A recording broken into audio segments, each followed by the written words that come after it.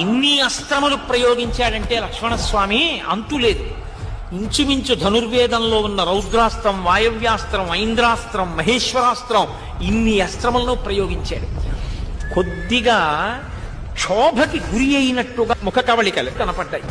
ఈలోగా మీరు నా వెంట లక్ష్మణుడు తరమకుండా చూడండి, నేను ఒక్కసారి ఇంటికి వెళ్ళి ఇంతకన్నా బలమైన రథాన్ని, చాలా గొప్ప అస్త్రములను తీసుకుని వస్తానని ఒక్క క్షణంలో మాయమై లంకి వెళ్ళిపోయాడు.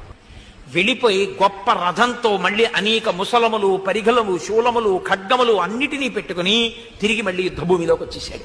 ఐంద్రాస్త్ర సంబంధమైన బాణాన్ని వింటినారి యందు సంధించి ఆకర్మాంతము లాగి, ధర్మాత్మ రాముడు ధర్మాత్ముడైతే సత్యసంధశ్చ, రాముడు సత్యమును తప్ప ఎన్నడూ అసత్యము పలకని వాడైతే, రామో దశరథిర్యది